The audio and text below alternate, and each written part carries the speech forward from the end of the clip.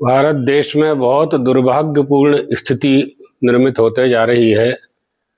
इतना ही गौरक्षा का प्रयास किया जा रहा है, गौ माता को राज्य माता, राष्ट्र माता घोषित करने का प्रयास किया जा रहा है, उतना ही स्थान स्थान जगह जगह पर गोमांस पकड़ा जा रहा है।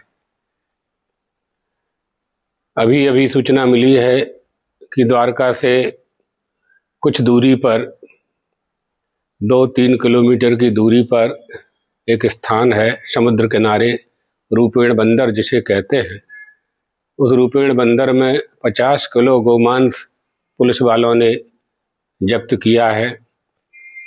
मुकदमा भी उन्होंने कायम किया है। प्रशासन की इस सक्रियता से वो लोग पकड़े गए हैं,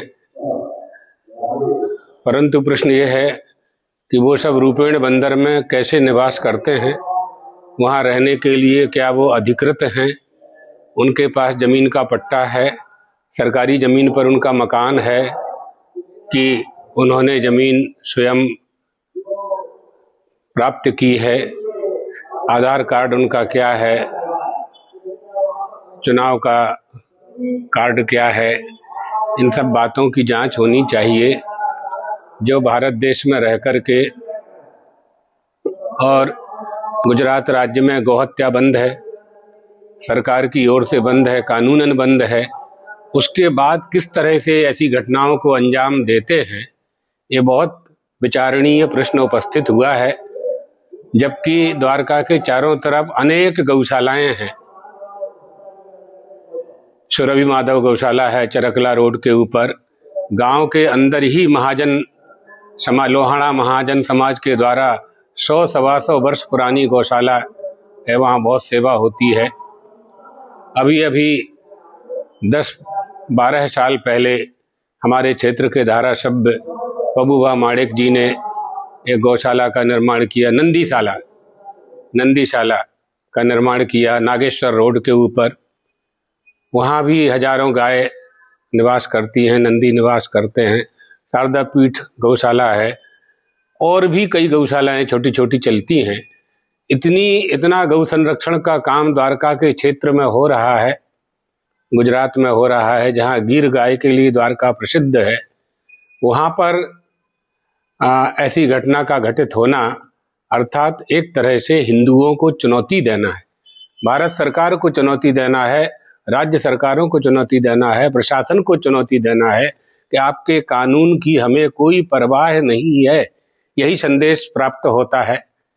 इसलिए हम चाहेंगे कि समाज के द्वारा, सरकार के द्वारा, प्रशासन के द्वारा कड़ी से कड़ी कार्यवाही हो, ताकि आगे कोई ऐसी घटना करने की कोई हिम्मत ना करे।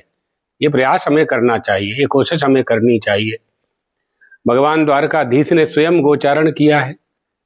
स्वयं यशोदा माता ने कहा, लाला तुम गौ माता को गोचारण करने के लिए यमुना के तट पर ले जाते हो, वहाँ जंगल है, वन है, कंट का कीर्ण मार्ग है, जूता पहन लो, चप्पल पहन लो।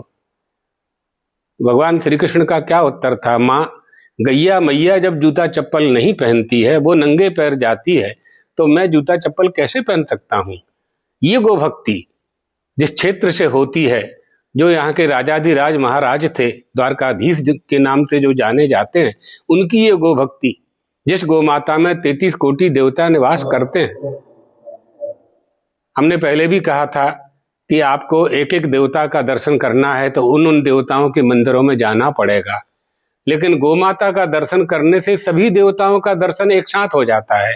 गौ माता की सेवा करने से सभी देवताओं की पूजा का फल प्राप्त हो जाता है। ये शास्त्र वचन है, हमें इसका अक्षरशः पालन करना चाहिए और इस घटना की हम घोर निंदा करते हैं। द्वारकावासियों और क्षेत्रवासियों से भी हम आग्रह करेंगे, सभी को सक्रिय होने की आवश्यकता है कि दूसरी बार ऐसा कोई प्रयास न करें। जय द्वारकाधीश।